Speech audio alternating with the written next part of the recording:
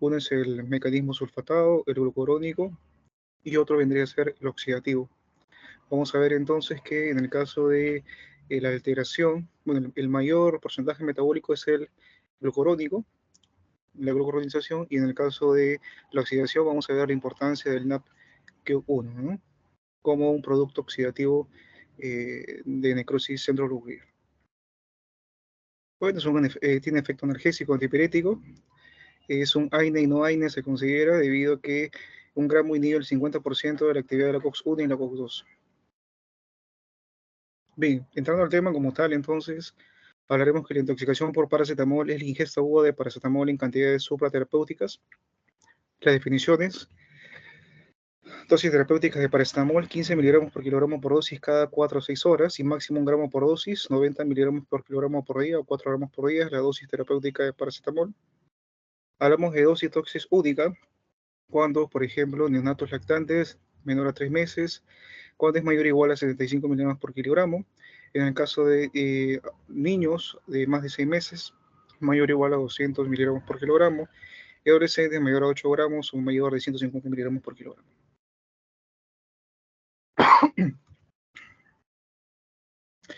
Este vendría a ser el mecanismo de lo normal y lo patológico, ¿no? En el caso de lo normal, la dosis terapéutica, hablamos de la sulfuración, la glucuronización y la oxidación. El tercer proceso de la oxidación pues, produce un metabolito que es el NAPQ1 y a través de la glutatión este metabolito se inactiva y es eliminado y excretado a través de la orina. Sin embargo, cuando hay una dosis tóxica, entonces se satura esta oxidación y por lo tanto la glutatión se ve inhibida y por lo tanto esto incrementa, el NAPQ1 incrementa y por lo tanto produce necrosis centronuclear, ocasionando la hepatotoxicidad. Por supuesto, hay factores que aumentan el riesgo de hepatotoxicidad, como por ejemplo el neonato y lactante menor a 6 meses. ¿Por qué menor a 6 meses? Hablamos de 6 meses, 8 meses, cuando el paciente ya tiene el metabolismo parecido al del adulto. Tratamiento con fármacos inductores del citocromo P450, isoniazida, por ejemplo, en tuberculosos, carbamazepina, fenobarbital, fenitoída, etc.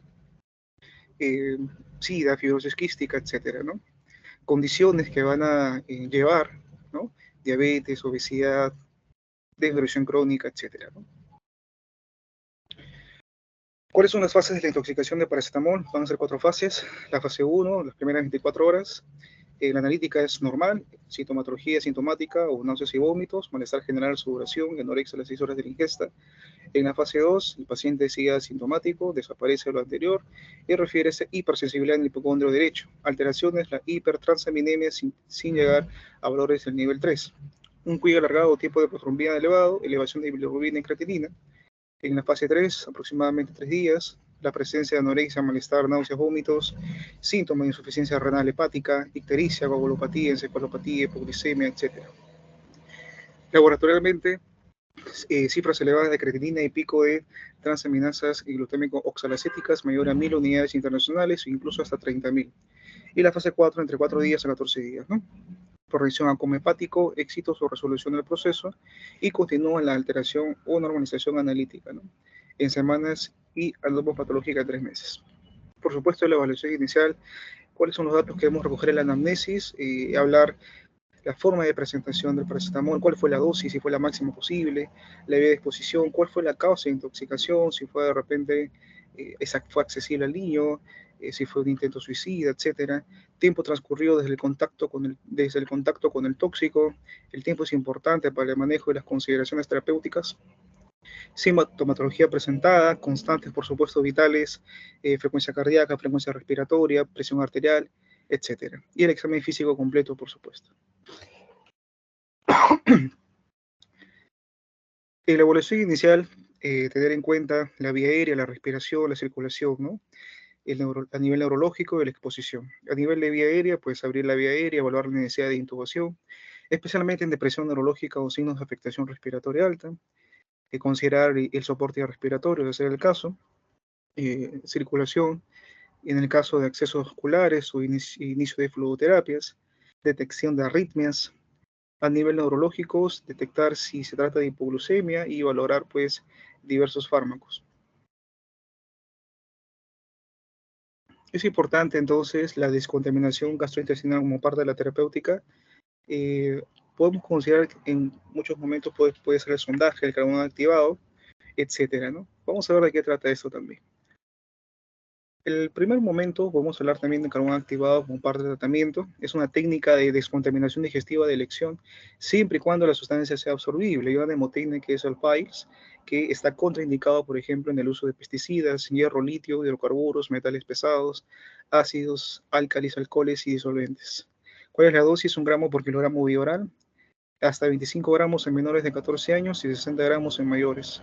Puede darse, debido al sabor del carbón activado, puede quizá darse el consumo de frutas, agua, bebidas de cola o chocolate sin leche. Es importante mencionar que se debe dar en las primeras 2 horas de la ingesta de paracetamol y liberación inmediata o a las 4 horas de sobredosis menor a 30 gramos. ¿Cuáles son las contraindicaciones? Una vía aérea no protegida, si hubiera obstrucción, hemorragia, perforación gastrointestinal o ingesta de cáusticos e hidrocarburos. Es consideración también el elevado gástrico, ¿no? Debe ser usado sobre todo de manera excepcional y solo cuando la cantidad del tóxico ingerido en la hora previa sea potencialmente mortal. No es absorbible por el carbón activado o no se disponga del mismo. Como hemos hablado también del antídoto que es la N-acetilcisteína, como mencionábamos entonces, en el 70 fue testeada como un probable antídoto y es altamente efectivo en las primeras 8 horas luego de la ingesta tóxica y parcialmente efectivo en las primeras 24 horas, ¿no? Mencionábamos que hay una saturación del NAPQ1, entonces produce esto una necrosis centrolobular.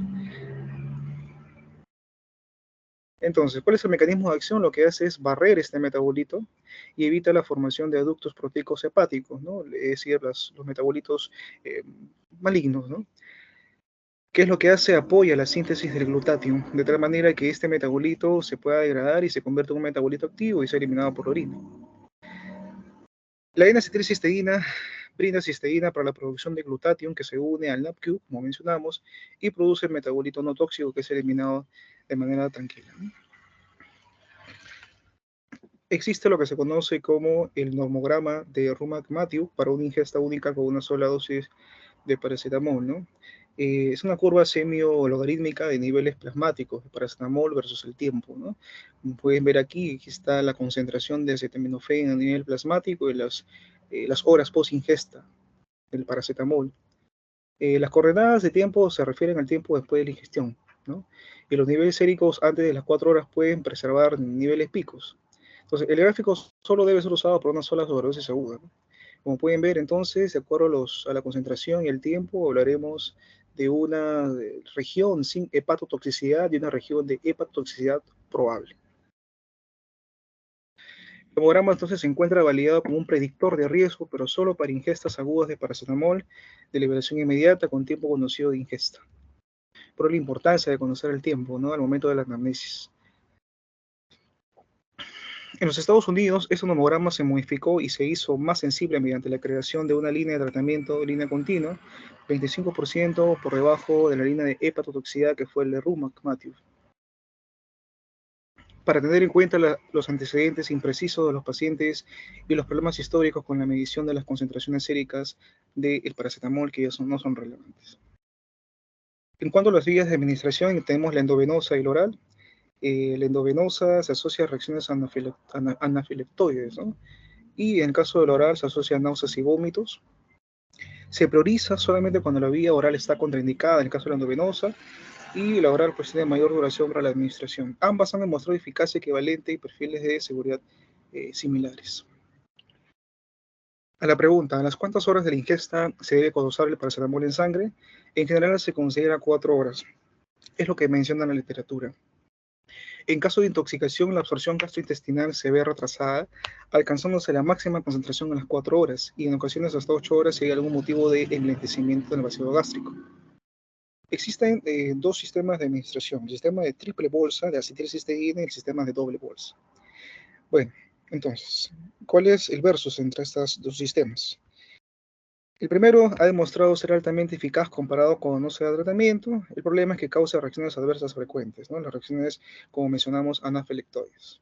El sistema de doble bolsa simplifica el protocolo anterior y este régimen reduce la tasa de reacciones adversas medicamentosas. ¿De qué trata cada una de ellas? En el caso del sistema triple bolsa, vamos a considerar el grupo etario, niños menores de 20 kilogramos, niños de 20 a 40 kilogramos, y en este caso pues la pauta endovenosa estándar y la pauta oral. Hablamos de 3 momentos, ¿no? El momento en la primera hora de pasar 150 miligramos por kilogramo de N-acetilcisteína, durante las 4 siguientes horas 50 miligramos por kilogramo y durante las 16 horas siguientes 100 miligramos por kilogramo, obviamente diluidos, ¿no? en dextrosa al 5%, ¿no? Ustedes ven ahí las medidas. Niños a 20-40, la primera hora 150, las 4 horas 50 miligramos por kilogramo y las siguientes 16 horas igual 100 miligramos por kilogramo. En el caso de los adolescentes, igual el mismo esquema, 150, 50, 100, la primera hora, 4 horas y póstuma de 6 horas. Y vemos también las diluciones respectivas de dextrosa y la pauta oral, pues, los 140 miligramos por kilogramo en dosis de carga y 17 dosis a 70 miligramos por kilogramo cada 4 horas, que es el esquema de las pautas endovenosa y oral estándar de la N-acetilcisteína. Bueno, aquí vemos un gráfico donde estamos resumiendo lo que mencionábamos, ¿no? El sistema triple bolsa, los 150 en la primera hora, 50 miligramos diluidos en las siguientes 4 horas y los 100 miligramos por kilogramo en las siguientes 16 horas. Igual de la manera oral que se mencionó. El sistema doble bolsa, ¿de acuerdo?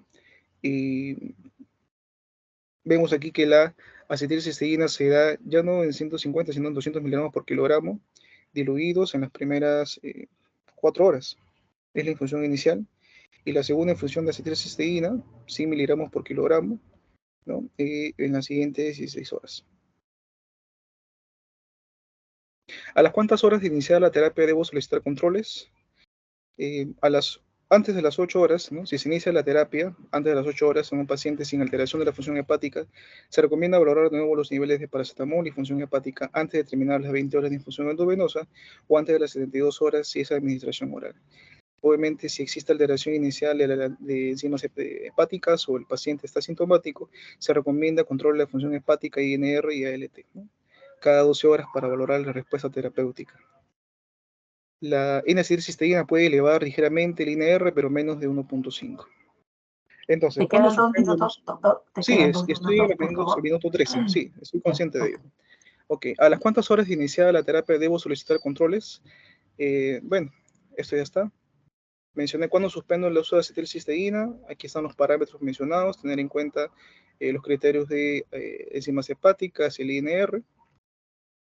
Cuando solicito apoyo por un toxicólogo, también aquí les dejo los 4 parámetros mencionados por la literatura. Hablamos también de criterios de falla hepática aguda. Aquí les dejo también la lista, lo más importante. Y los criterios de trasplante hepático considerados en muchas literaturas, ¿no? Hablamos de un IR superior a 3 a las 48 horas o superior a 4.5. Hablamos de acidosis persistente, de hipotensión sistólica, de hipoglucemia y también la escala de Glasgow, por ejemplo, ¿no? Menor a 15. Los criterios de la última diapositiva, los criterios de King College para la toxicidad de paracetamol, que esto se recomienda. King debe ser remitido inmediatamente para trasplante de hígado, ¿no? Aquí están los parámetros: pH arterial menor a 7.3, INR mayor a 6.5, tiempo de protrombina mayor a 100 segundos, creatinina mayor a 3.4, encefalopatía hepática de grado 3 o 4, los niveles, otros predictores de mal pronóstico sin trasplante, el lactato y el fosfato. Muy bien, sería todo por nuestra parte. Gracias por su atención. Gracias, doctor. Doctor, su exposición, por favor, lo envías a mi correo, por favor, ¿ya? Tu exposición, Sí, doctor, mucho gusto. Ya, gracias. Gracias, doctor. Bien, bien. Del grupo de paracetamol, ¿algún aporte? Algo que mientras voy compartiendo mi pantalla. No quiero presentarles un casito que es de la vida real, lo van a ver. Pasa, ¿no? Hay que estar preparado para esas cositas. Por favor, algún comentario del grupo. ¿Se está viendo mi pantalla? Entonces, delegada. ¿Se ve? Doctor, yo soy del grupo. Sí, tu nombre, doctor, por favor, tu nombre. Arias. Arias. Carguas, Nelia. Sí. Ya, ok, doctor. Te escucho. Sí, quisiera agregar que, bueno, el problema del paracetamol, sobre todo para la intoxicación, viene en referencia a lo que son las presentaciones del paracetamol, ¿no? Debido a que hay jarabes y hay gotas, sobre todo pediátricos, ¿no? Y que, bueno, las gotas tienen la complicación de que pues viene en 1 mililitro, en cambio el jarabe viene en 5 mililitros, está un poco más diluido, son 100 miligramos en 1 mililitro en las gotas. Entonces, de repente, las madres, al querer, o los familiares, ¿no? Al querer indicar, al darle el medicamento al niño, suelen equivocarse por este dato, ¿no? Podría ser. Sí, sí, doctora. Tu comentario es bueno, muy bueno. ¿Por qué? Porque es la realidad, ¿no? Ustedes cuando ya vayan a su salón, chicos, lo que siempre le digo a los alumnos de práctica, ¿no? Ustedes cuando ya empiecen a tratar pacientes, no solo adultos, también niños, ustedes van a ser los responsables de la indicación que se le da, cómo se le dice a la mamá que tiene que darse. Entonces, el paracetamol es uno de los medicamentos que ustedes más van a usar. ¿Quién no ha ido alguna vez a un centro, a una farmacia, a un hospital por un dolor o fiebre, ¿no? Entonces, el paracetamol es el analgésico que más van a utilizar, el antipirético que más van a utilizar. En pediatría, por lo menos, es así, ¿ya? Y la presentación es importante, como dice su compañera. Niños pequeños se les da, bueno, hay presentación en gotas. Y esa presentación de las gotas es por cada mililitro, hay 100 miligramos. O sea, cada mililitro, ¿cuántas gotas tiene, chicos? 20 gotas. 20 gotas 20 aproximadamente. gotas, 20 gotas, ¿no? En 20 gotitas hay 100 miligramos. Eso más o menos es la presentación en gotas. Pero también hay paracetamol en jarabe, como dice su compañera. El paracetamol, dependiendo del ministerio, es 120 miligramos en 5 mililitros. Pero hay el Panadol, el paracetamol como Panadol, que es la de marca, obviamente es un poco más caro, es 160 miligramos por 5 mililitros. Y también tenemos las pastillas, las tabletas. Y este es un casito, y ustedes lo están viendo, delegada. ¿Están viendo mi pantalla? Sí, doctor, sí se ve. Miren, este es un casito, vean la fecha, chicos. 21 de agosto de 2023. Es un caso que ha pasado hace poquito nomás. Es un caso de la vida real. ¿Ya? Antes de continuar con este caso, escenario. Cuando ustedes indiquen el paracetamol, sea gotas, jarabe o pastillas, tabletitas, y hay niños más grandes, adolescentes, ¿no? Los niños más grandes, siempre indíquenle qué cantidad se le tiene que dar. ¿Por qué? Porque, como dijo su compañera, la presentación de gotas es diferente a la de jarabe y diferente, obviamente, en las pastillas. Entonces, es muy diferente cuando ustedes van a dar para un lactante que para un niño grande o para un niño más grande. Y ha pasado. Este casito que yo les estoy mostrando es de la vida real. También nos ha pasado con un lactante, en el cual el papá, que no era personal de salud, pero su mamá, la mamá del pequeñito, sí era personal de salud, pero coincidió que tuvo guardia, esa es la mamá.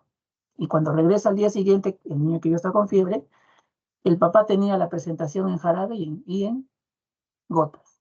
Entonces, por equivocación le dio mayor cantidad de la que correspondía. Cuando ya la mamá llega al día siguiente, posguardia, le pregunta al papá y el papá le dice, le he dado tal cantidad.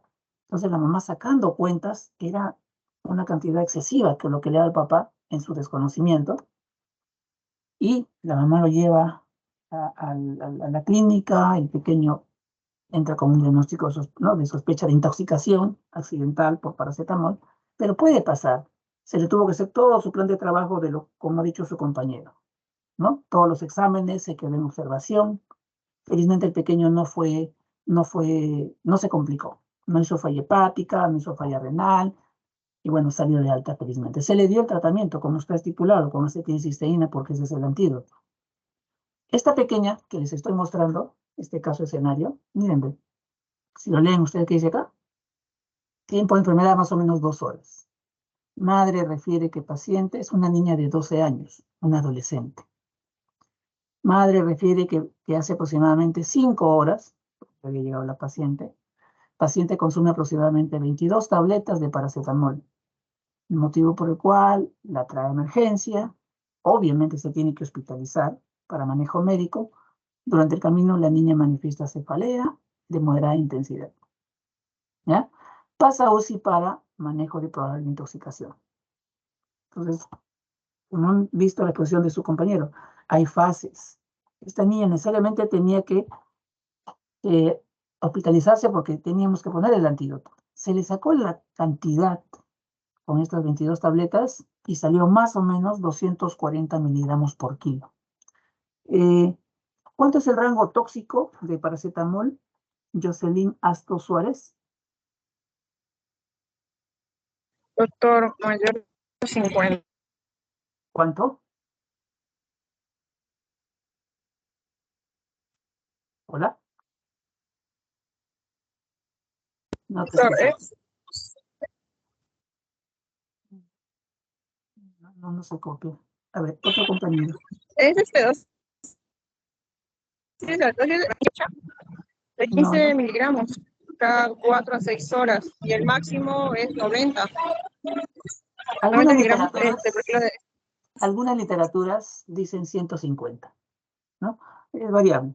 Pero bueno, esta niña se le sacó por kilo de peso y había salía 240, ¿no? Entonces, mira, ¿qué tiempo había pasado, chicos? 5 horas. Doctor, no la logro escuchar. Es que Sí, estoy doctora. fuera, en la calle. Sí, doctora, no se preocupe. Cierre su audio, por favor. Gracias. Entonces, esta pequeña pasó a la UCI. Actualmente sigue hospitalizada. ¿Por qué? Porque el contexto de esta niña es un cuadro depresivo. Entonces, tiene una depresión mayor, ya lo ha visto el psiquiatra, el psicólogo, han dejado ya tratamiento para esta niña, y sugerencias, ¿no?, de apoyo emocional. Pero esta pequeña todavía tiene esas ideas de intento de suicidio. Bueno, es un intento de suicidio, ¿no? Entonces, felizmente, se le hizo sus exámenes seriados, sus transaminasas, han salido normales. Desde el primer momento salieron normales. Hasta el día lunes que yo le fui a ver, estaba pendiente al resultado de paracetamol que habían tomado en sangre. Ahora, es un examen que en la práctica, chicos, no se hace de rutina. No se hace de rutina. Pero igual se pidió como parte del protocolo. Pero clínicamente la niña felizmente no tuvo ningún deterioro, está estable, pero lo puede volver a hacer. Ustedes tienen que estar preparados para eso. En algún momento les puede tocar. Dios no sabe, solo sabe Dios en qué momento a cualquiera de ustedes le puede tocar un caso parecido. Entonces tienen que estar preparados, ¿no?, para el manejo. Si es que hay un antídoto, se le da el antídoto. Se observa al paciente, se le pide exámenes, ¿ya? Entonces esta pequeña, miren cómo llega, ¿no? Dice, paciente se encuentra alerta, despierta, conectada, perfusión y llenado capilar menor de segundos, murmullo vesicular pasa bien, ruidos cardíacos rítmicos, pulsos palpables. O sea, desde el punto de vista hemodinámico estaba bien la pequeña. Se quedó para observación y para manejo de intoxicación aguda con la acetilcisteína. ¿Ya? Este casito les quería mostrar, ¿por qué? Porque se puede presentar de esta forma. Y ustedes también van a ver adolescentes. ¿Ya? ¿Algún otro comentario del grupo, chicos? ¿Algún otro comentario del grupo? Voy a dejar compartir mi pantalla. Del grupo de paracetamol. ¿Algún otro comentario? Doctor, Sí, tu nombre, por favor. Joaquín Angulo. Angulo Núñez, ¿no? Te Sí, escucho, Joaquín. justamente, solo un comentario que ese caso que me mostró, igualmente me hizo acordar un caso que se presentó en el Hospital del Niño, también con intoxicación por paracetamol de creo que era un adolescente varón, pero en este caso el tratamiento no le dieron con el antídoto, ¿no?, de acetilcisteína, sino que el doctor le dio carbono activado, ¿no? No digo que en estos casos mayor de 2 horas se podía dar el carbono activado, ¿no? Que me hizo acordar de ese caso nada más. ¿Qué Solo, edad tenía, como qué edad crees, tenía el paciente? ¿Qué edad tenía el niño o niña? ¿No sé? ¿Qué edad tenía? no recuerdo bien, pero era mayor de 5 años, si no me equivoco. Pero habrá sido ingesta accidental, supongo, ¿no? 5 años. ¿Por qué? Porque la niña que les cuento, este casito de poquito, es una niña adolescente. Entonces el escenario es distinto. El casito que les comenté también del lactante, que el papá, por equivocación, le dio el paracetamol, porque tenía fiebre en la noche, fue accidental, bueno, no fue a propósito. En cambio, la otra niña, esta última que les he mostrado la historia, fue, la niña sabía lo que estaba haciendo, ¿no? Lamentablemente tiene un problema de depresión, ¿no? Que también debería manejarse, o sea, no queda solo ahí, o sea, El problema es que lo puede volver a hacer, ¿no? Y ustedes también tienen que estar preparados, ¿no? Para saber aconsejar a la familia, a la niña. Es realmente difícil esas cositas, ¿no? Pero pasan, pasan, ¿no? Ya. Vamos con el segundo, gracias doctor. Vamos con el segundo tema. Creo que le toca a Lisette, ¿no? A Lisette Sí, Salazar. sí, doctor, buenas tardes. Puedes empezar, Lisette. Ya, buenas tardes, compañeros. Buenas tardes, doctor. Bien, vamos a continuar con lo que es el seminario de intoxicación por antihistamínicos. Parte de un poco hablar de la epidemiología, bueno, encontré en las literaturas que menciona que ocupa el segundo lugar después del paracetamol, principalmente en niños preescolares menores de 4 años. Digamos, lo que más se medica principalmente es para aliviar los síntomas del catarro, del resfrío común en los niños o también está dentro de los anticatarrales y también incluye a los antitusígenos, descongestivos nasales, algunos expectorantes y a los antihistamínicos. También quería mencionar que, por ejemplo, aquí menciona la literatura que hay algunos antihistamínicos de primera generación que están asociados a suplementos vitamínicos y se usan para ampliar la estimulación del apetito. En cuanto a la definición, estos antihistamínicos son fármacos que se dirigen a los receptores de histamina y particularmente a los receptores H1 y H2. En cuanto al mecanismo de acción, vamos a ver que las interleucinas van a estimular las células B para producir la inmunoglobulina E, la cual se va a reconocer el alergeno y se va a unir a los receptores de inmunoglobulina E de los mastocitos para la producción de histamina. En cuanto a la producción de histamina, tenemos que a nivel del vaso sanguíneo se encuentra el receptor de histamina que va a recepcionar. Lo que va a generar es la dilatación de los vasos sanguíneos. Entonces, lo que va a ocurrir es que el antihistamínico va a generar lo contrario, ¿no? Va a inhibir la vasodilatación en cuanto a la respuesta, que lo voy a explicar en lo que es la farmacodinámica. Entonces, estos antagonistas, ya sean los H1 y los H2, tenemos a los H1, estos están usados para controlar los síntomas alérgicos, tenemos a los de primera generación y segunda generación. Los de primera generación son los que van a atravesar la barrera hematoencefálica interactuando con receptores del sistema nervioso y los que van a provocar sedación, por lo que los de segunda generación no van a pasar la barrera hematoencefálica y se consideran no sedantes. Estos también, los antagonistas H1, son los que van a bloquear a los receptores muscarínicos. Y en cuanto a ellos, tenemos, por ejemplo, a la clorfeniramina, a la difenidramina, el dimenhidrinato y la meclicina. Estos también están usados para el caso de mareo por movimiento, náuseas y vómitos. En cuanto a los antagonistas H2, estos son los que van a ejercer efectos sobre el tracto gastrointestinal superior. Lo que van a generar es reducir la producción y secreción de ácido gástrico y son usados en el caso de enfermedad de reflujo, úlceras gástricas. Estas también previenen el ácido inducido para liberar histamina. Tenemos, por ejemplo, aquí la loratadina, la desloratadina y la cetiricina. En cuanto a, por ejemplo, acá está una lista de algunos antihistamínicos de primera generación, de segunda generación y los nuevos anti-H1. En cuanto a los de primera generación, vamos a ver que el tiempo que se encuentra de acción en el organismo, el tiempo de acción es de 4 a 6 horas, por ejemplo, en el caso de la difenidramina. Tenemos a la loratadina de 8 a 12 horas, a la desloratadina de 24 horas. Estos son los principales fármacos que se van a usar a nivel pediátrico. Luego vamos a ver que en cuanto a la farmacodinámica, lo que van a generar es inhibir la contracción de los músculos lisos, inhibir la vasodilatación, disminuir la permeabilidad capilar, reduciendo la formación de edema y ronchas, y pueden suprimir la picazón al reducir los efectos de la histamina en las terminaciones nerviosas. Además, también tienen efectos anticolinérgicos debido a la inhibición de los receptores muscarínicos, como mencioné al inicio, y estos son utilizados terapéuticamente para tratar el mareo por movimiento en el caso de niños. En cuanto a la farmacocinética, principalmente va a ser de manera oral la administración y tienen absorción, digamos, hasta nivel de metabolismo a nivel hepático, el tiempo que se van a encontrar en el plasma va a ser entre 1 y 5 horas.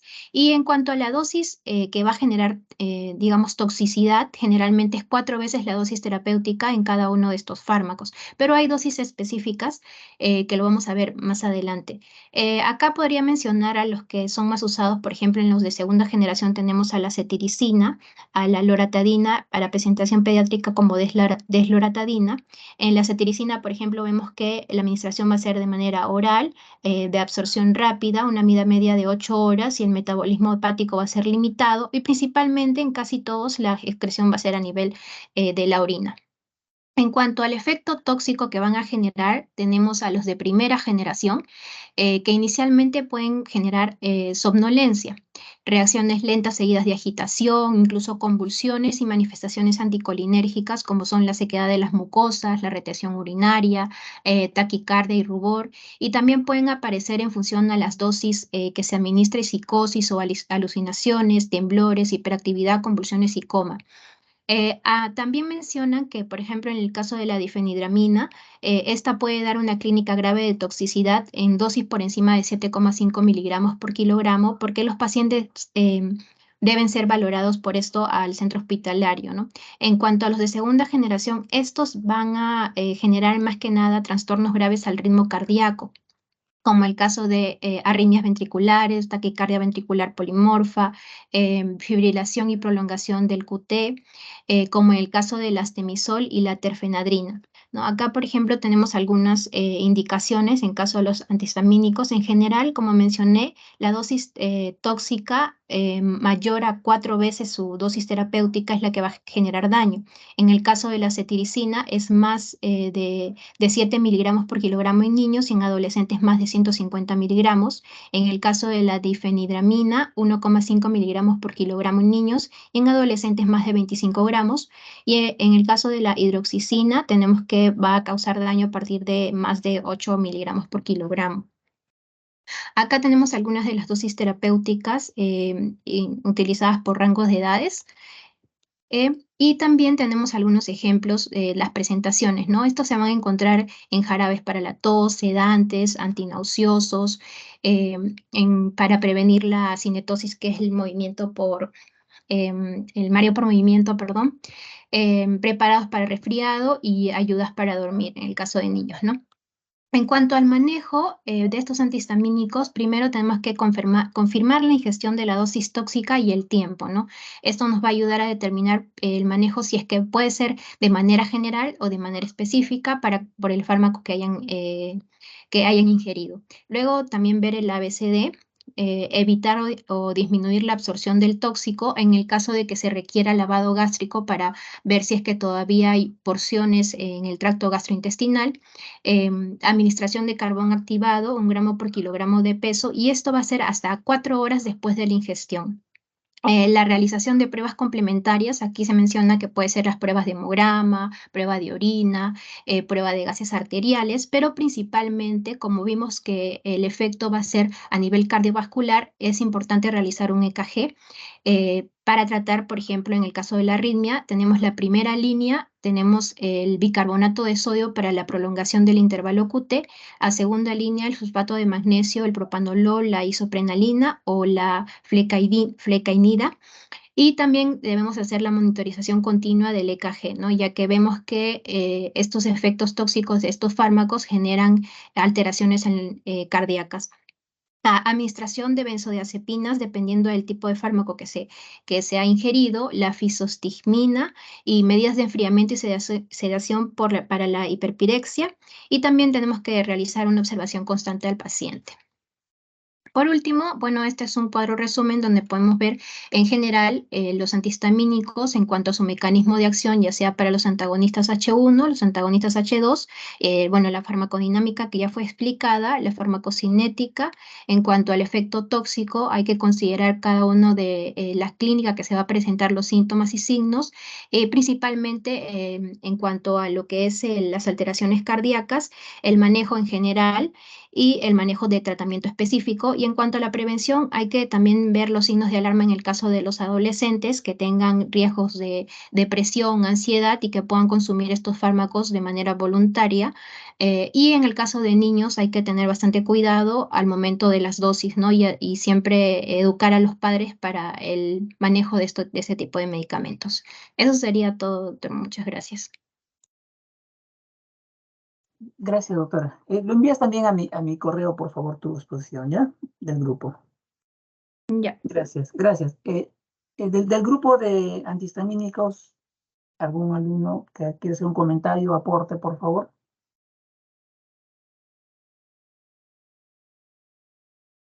Del grupo de antihistamínicos. Doctor, ¿se me escucha? Buenas tardes.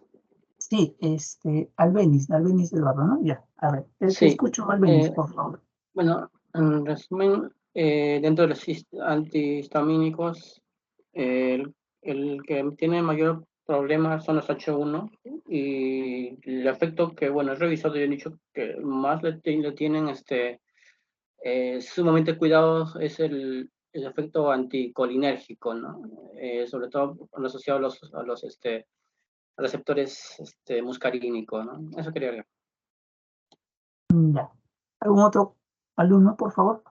¿O alumna también? ¿Aportes? ¿Comentarios? Sí, Doctor, ¿se me doctor. escucha? A ver, ¿Me escucha? uno por uno, por favor. ¿Su nombre? Por favor. ¿Me escucha, doctor? ¿Rosario? No sé. Sí, ¿no?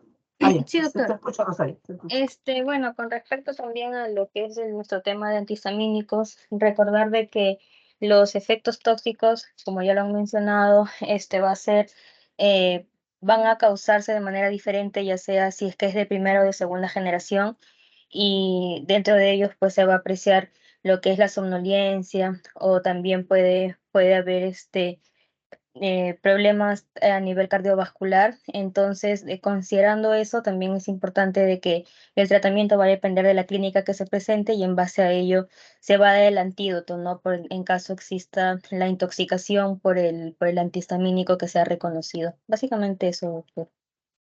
Gracias. ¿Alguien más? Gracias, Rosario. ¿Alguien más? ¿Se me escucha, doctor? Sí, tu nombre, por favor. Ah, ya. Luis Luis Carrizo, Carrizo. ¿no? Sí, Te doctor. escucho, Luis. Sí, como ya se ha mencionado, no existen estos antihistamínicos de primera, de segunda y también, ¿no?, los nuevos, que son ya de tercera generación. Dentro de las manifestaciones clínicas vamos a ver, ¿no?, que en los de primera generación va a haber un efecto tanto al sistema nervioso central, al efecto cardíaco, también su efecto anticolinérgico, ¿no? Dentro de los que causan más daño o más sintomatología o más clínica, como menciona mi compañero Campuzano, son las de primera generación, ¿no?, los difenidratos, ¿no? En cambio, los de segunda generación más van hacia los problemas, efectos cardíacos, ¿no? Puede ocasionar bloqueos auriculoventriculares, prolongación de QTc, y dentro de los más seguros son los de tercera generación, ¿no? Como la levocetiricina, desfloratina, que a dosis altas no causan mucha manifestación clínica, ¿no? No hay efectos en cuanto al sistema nervioso central, cardíaco o anticolinérgico.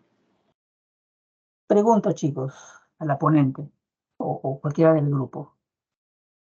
¿La intoxicación por antihistamínicos tiene antídoto?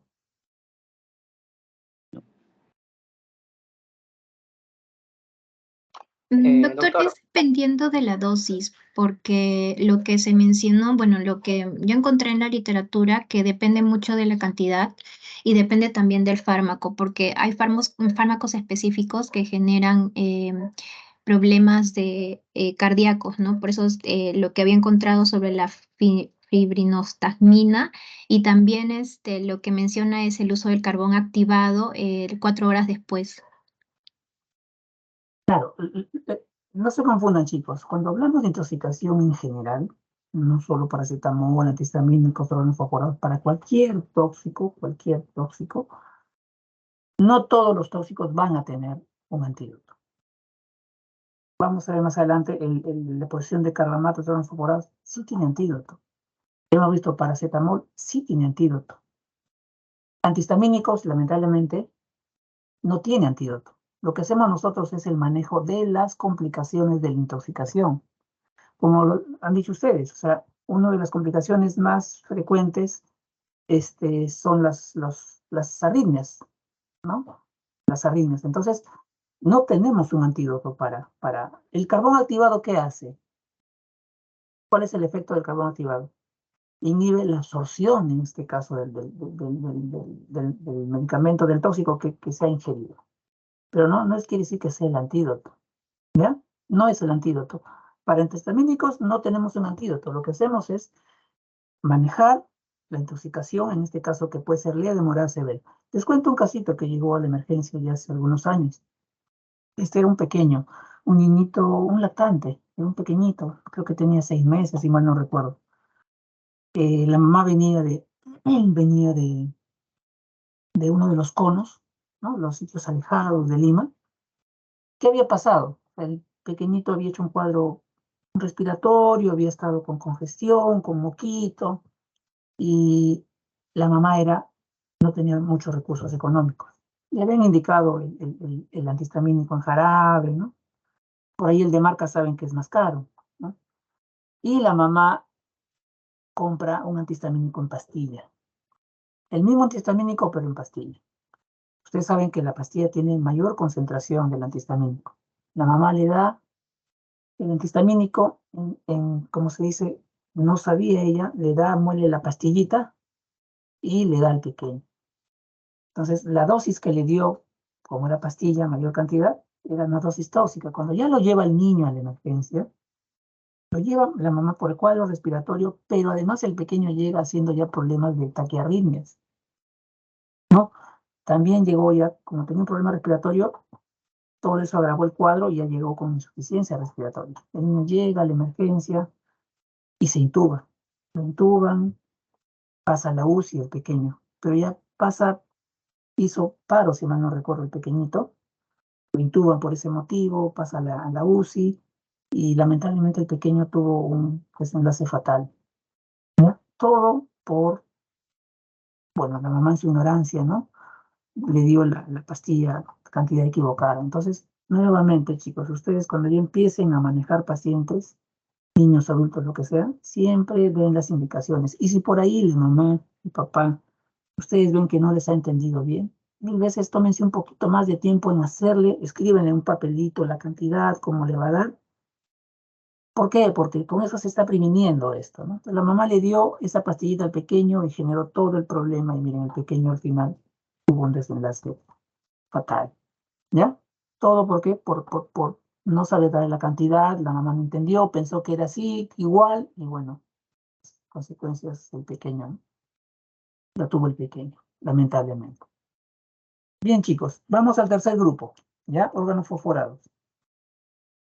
Creo que expone Margarita Flores Portocarrera, ¿no? Sí, doctor, buenas Ya, a ver, tardes. doctora, buenas tardes. Bien, continuando ya con la última exposición, hoy les voy a hablar sobre las intoxicaciones por órganos fosforados y carbamatos. Bien, estos son insecticidas comunes que van a inhibir la actividad colinesterasa y van a provocar manifestaciones muscarínicas, en las cuales vamos a tener aquí a los órganos fosforados, que estos van a ser pesticidas más utilizados, que se van a tratar de sustancias orgánicas que van a ser derivadas del ácido fosfórico y se van a utilizar habitualmente como los insecticidas en la agricultura en cuanto al control de plagas y en el ámbito doméstico, pero también se van a usar por fines veterinarios o en medicina o como arma química a nivel de terrorismo, ¿no? Aquí básicamente se van a absorber fácilmente y son liposolubles, van a tener un elevado volumen de distribución en cuanto a los tejidos y se van a metabolizar en el hígado, se excretan a nivel urinario y en heces. Y en los niños se puede dar esta intoxicación de manera accidental, ya sea por la ingestión o por contacto con superficies contaminadas o por el uso indebido de este producto como la pediculicida.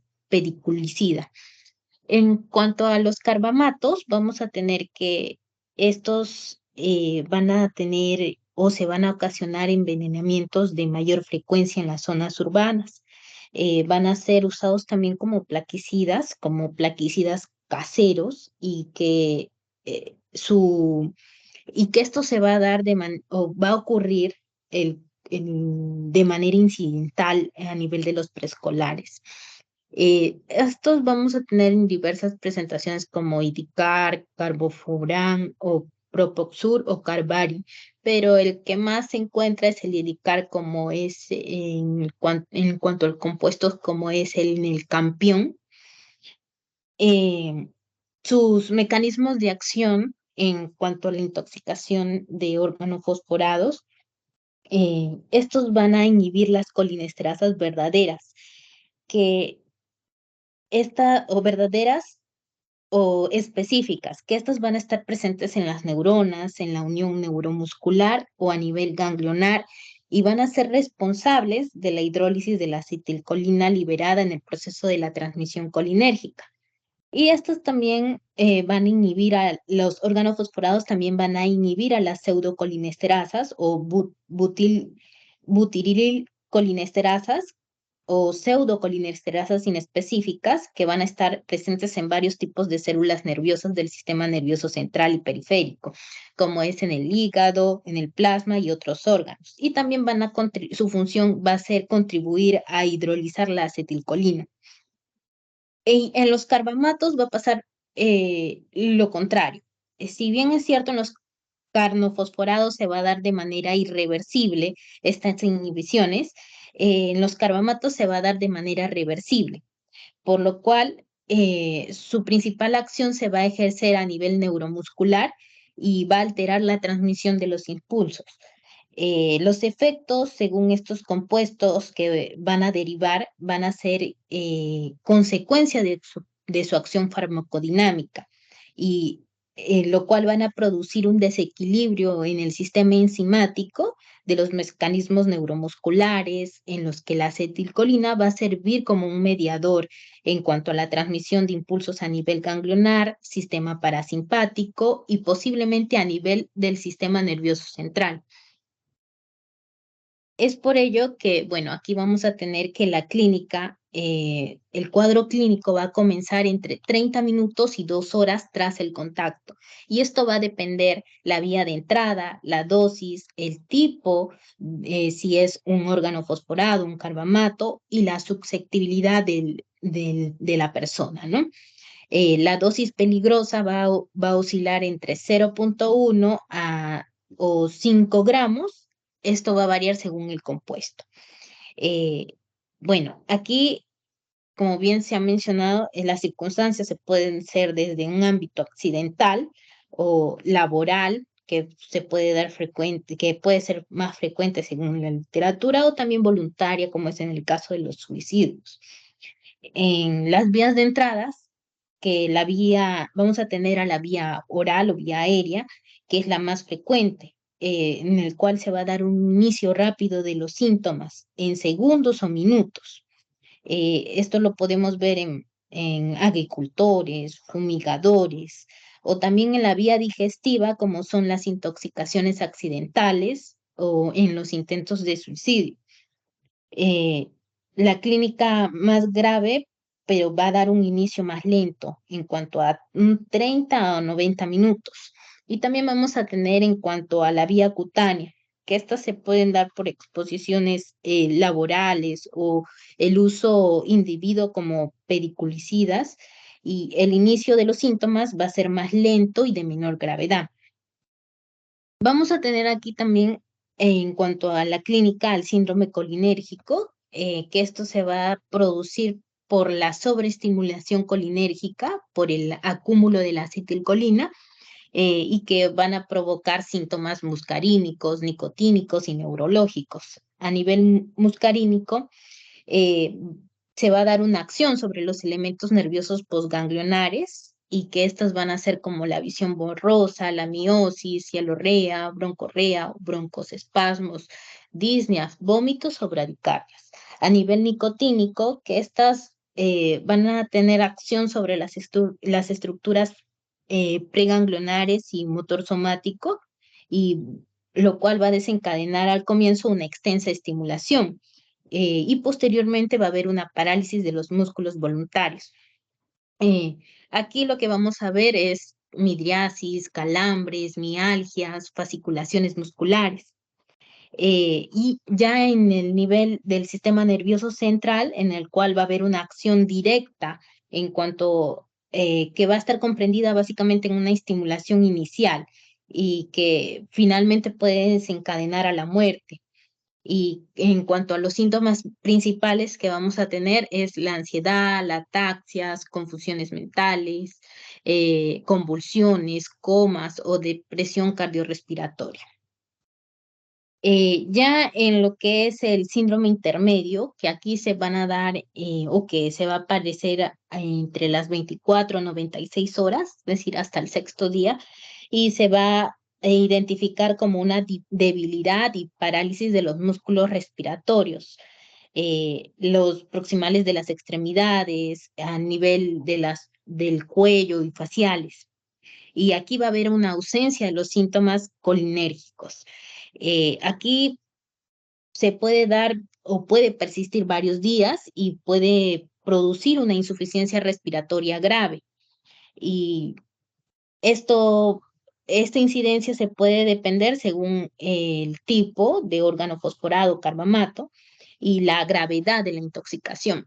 Ya en una neuropatía retardada, que puede aparecer entre las 2 a 4 semanas, que estas vamos a tener que a nivel del sistema nervioso periférico, el cuadro va a iniciar en cuanto a extremidades inferiores de manera de calambres, parestesias no dolorosas, y que van a ir progresando hacia un cuadro típico que va a afectar a la segunda motoneurona inferior y va a tener una evolución retrógrada y centrípeta y ascendente. Ya lo que vamos a tener que a nivel del sistema nervioso autónomo va a haber una frialdad y sudoración en cuanto a extremidades inferiores.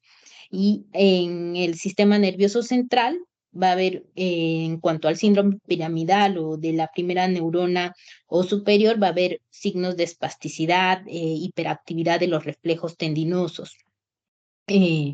Y también van a aparecer otros síntomas como la hiperglucemia, acidosis metabólica, hipocalcemia y leucocitosis o insuficiencia respiratoria grave. En cuanto a los criterios de gravedad, estos se pueden clasificar según la gravedad en distintos grados, en los cuales vamos a tener que estas se van a dar de 0 a 4. En cuanto al grado 0, que estos va a significar que no hay intoxicación. En el grado 1, que va a ser una intoxicación leve, en los cuales van a haber síntomas irritativos o un síndrome muscarínico incompleto. Ya en el grado 2, que va a ser la intoxicación moderada.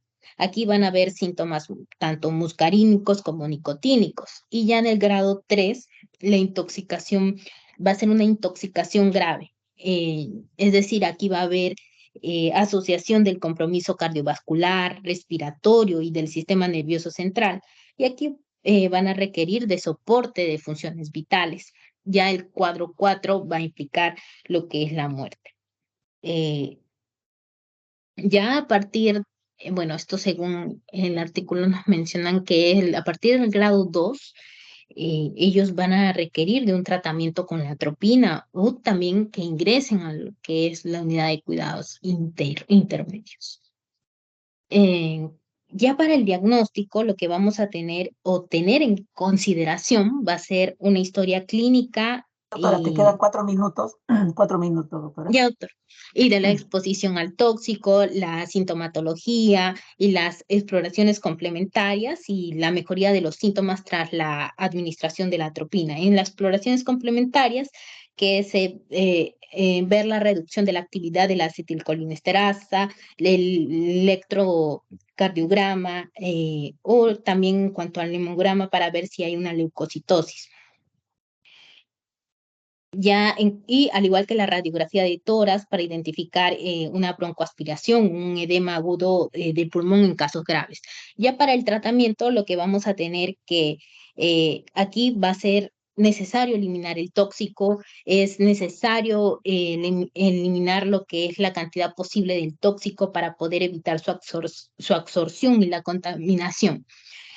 Aquí lo que vamos a tener es que se va a dar de vía de entrada respiratoria, en el cual se retira al paciente de la zona contaminada, la vía de entrada cutáneo mucosa, en los cuales que se tiene que desechar la ropa del paciente, se lava con abundante agua y jabón, y en la vía de entrada digestiva que se realiza el lavado gástrico y se realiza la administración del carbón activado a dosis de 1 gramo por kilogramo.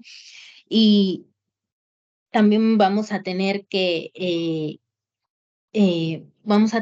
a nivel farmacológico a la atropina, que bueno, aquí la atropina va a revertir los síntomas muscarínicos, mejora la función cardíaca y respiratoria y va a cruzar lo que es la barrera hematoencefálica y va a contrarrestar los efectos de la acetilcolina en el sistema nervioso central, que va a controlar las convulsiones. Las dosis se van a dar desde 0.02 a 0.05 miligramos por kilogramos dosis intravenoso en un máximo de 3 miligramos. Y bueno, aquí lo que se va a poder conseguir es revertir las 3B, que es la bradicardia, el broncoespasmo y la broncorrea. Y esto habitualmente se va a conseguir en los 30 minutos. Y a continuación de ello se mantiene o se inicia la perfusión continua en cuanto al suero salino fisiológico del 10 al 20% de la dosis utilizada para la atropinación y se va disminuyendo la dosis si los síntomas permanecen estables al menos de 6 horas. Y aquí cabe mencionar que los principales efectos del exceso de la atropina van a ser la confusión y la agitación, y ya para lo que son las oximas o pralidoximas, que estos van a estar dirigidos a reactivar van a reactivar las colinesterasas, que van a estar inhibidas por el órgano fosforado, que van a ser eficaces para los síntomas nicotinos. Esto siempre y cuando se administre precozmente y tras la atropinización. La dosis van a ser la dosis en niños va a ser de 1 a 4 miligramos por kilogramos, y en niños mayores de 5 años a más, de 250 miligramos a 8 miligramos por kilogramos pesos. Y aquí se va a dar una infusión lenta de 30 minutos, ya que una infusión rápida puede causar vómitos, depresión respiratoria, y a continuación de ello se puede iniciar lo que o se inicia la perfusión diluida con suero fisiológico del 10 al 20 de miligramos por kilogramos por hora. Y aquí la duración del tratamiento puede ser incierta, aunque no suele ser necesario mantener la perfusión más de 48 horas. En caso de que exista un deterioro tras la suspensión, se reinicia de nuevo. Doctora, por favor. Y bueno, esto es un resumen de lo que ya se ha mencionado, como es el seguimiento en cuanto a vía oral, dérmica e inhalatoria. Muchas gracias. Gracias, doctora. Igual, por favor, envías tu presentación del grupo a mi correo, ¿ya? Por favor. Ya, doctora. Gracias, doctora. A ver, del grupo de órganos fosforados, carbonatos, ¿algún aporte, comentario, por favor? Sí, doctor, yo, Wendy ¿Nombre? Genen Flores. Wendy. Flores Portocarrero. Sí, doctor. Bueno, de acuerdo, después de la intoxicación, se tiene que pasar por una breve evaluación después de que el paciente, o sea, para los criterios de alta, se debe pasar después de 12 horas de observación, ya que se tiene que ver que se haya desaparecido el cuadro clínico. Posterior a ello, también tenemos que considerar las posibles complicaciones, ¿no? Dado de que, de acuerdo a la vía de entrada, puede afectar a nivel de la piel, o sea, vía cutánea, vía gástrica o vía respiratoria. dado que también puede afectar también en la vía renal también, como son los casos de insuficiencia renal crónica, síndrome nefrótico, en la vía pulmonar, la fibrosis pulmonar también, y con la piel podemos ver casos de cicatrices o retracciones por quemaduras también por la misma toxicidad. Eso sería mi aporte, doctor. Gracias, doctora. ¿Algún otro compañero o compañera?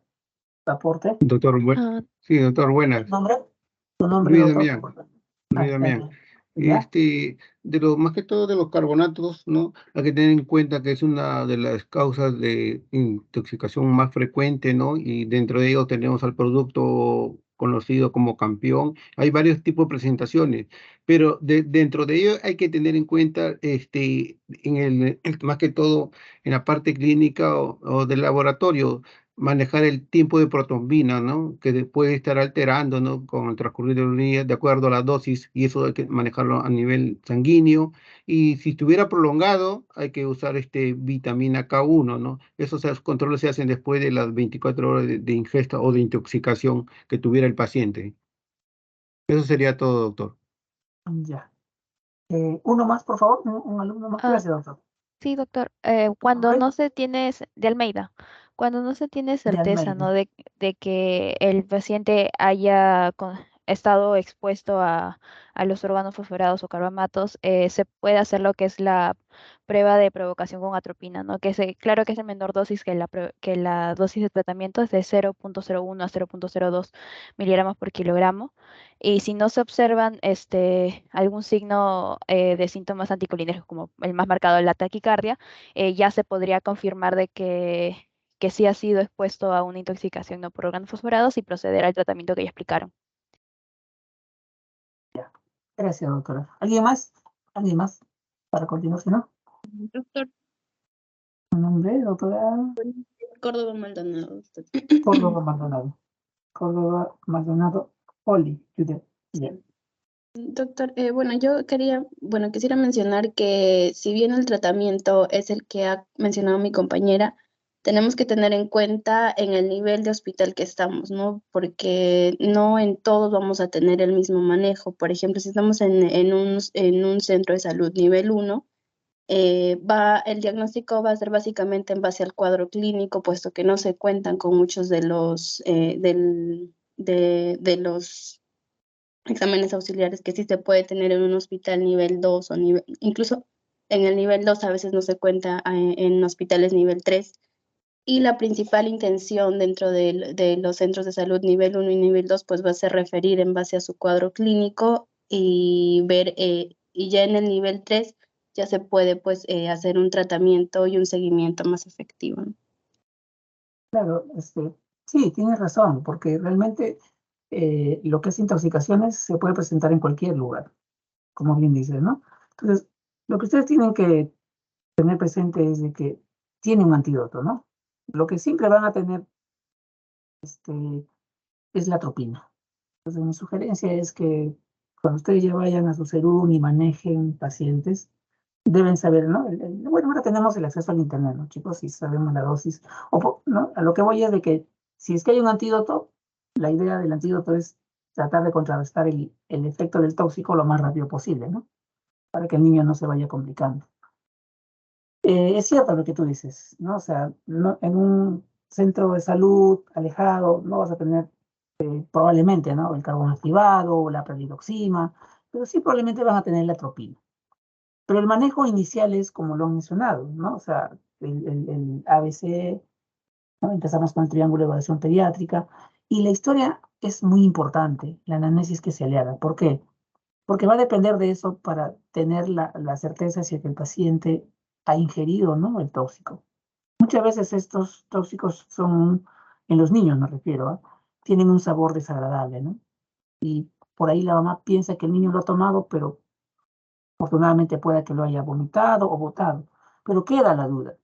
Entonces, si te queda la duda, al final la duda favorece al paciente. Si tienes la duda de que el niño se ha intoxicado y hay un antídoto, anda indicando el antídoto.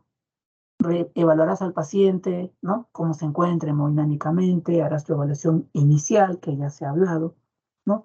Y según eso vas a ir actuando. En el caso de órganos fosforados, lo mencionó la doctora, la absorción puede ser por vía cutánea, vía respiratoria, ¿no? ¿Y por qué otra más, doctora? Cutánea, respiratoria y a través de los ojos, ¿verdad? Entonces, cuando ustedes atiendan a un paciente con intoxicación por órganos fosforados, el niño les va a llegar con cialorrea, vomitando, ¿no? Entonces, uno cuando atienda a un paciente tiene que protegerse. ¿Por qué? Ha pasado casos en los cuales se está atendiendo a un niño intoxicado y el niño vomita y sin querer entra en contacto esas secreciones con el personal de salud. Al final hemos tenido 2 intoxicados y no solo uno, que es el niño. Entonces, sugerencia, siempre que en este caso hacen el manejo del paciente, ustedes también tienen que protegerse. Mandiles, mascarillas, si tienen lentes, protectores, guantes, para ¿no? Evitar contaminarnos, porque pasa. ¿Ya? Otra cosita, el lavado gástrico, les pregunto al grupo, ¿hasta cuánto tiempo se puede hacer? ¿Cuál es el tiempo ideal? ¿Alguno del grupo?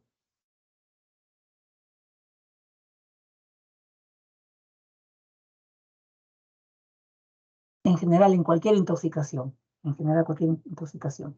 Ahora voy a preguntar al azar, ¿ya? A ver, al azar. Doctor, ¿De cuál? Sí. yo había leído que ¿Tu nombre, doctora, hay por dos, favor? Cuellar, doctor. Cuellar Cárdenas. Ya, te escucho, doctora. Había leído que hay 2 criterios, que bueno, el primero sería que tiene que estar dentro de 1 hora de lo que haya ingerido el veneno y saber la cantidad de toxina. Claro, claro, porque el lavado gástrico no está exento de complicaciones. El niño puede llegar ya con trastorno sensorio y por hacer lavado gástrico se puede aspirar. Ya no solo está intoxicado, puede tener una neumonía aspirativa, ¿no? Hacer una insuficiencia. Entonces, el tiempo es importante, como dice su compañera. En general, chicos, en cualquier intoxicación, el tiempo es 1 hora. Si ya ha pasado el tiempo, pasado 1 hora, ya probablemente el agente tóxico, cualquiera que sea, ya se ha absorbido. Entonces no tienes que valorar. Doctor, pero ha pasado 1 hora y media. Bueno, queda a tu criterio. Lo puedes hacer, le puedes dar un beneficio al paciente, solo Dios lo sabe, pero sí, siempre la duda favorece al paciente. Entonces, más de 1 hora ustedes tienen que valorar. Y la historia, si realmente ingirió o no ingirió.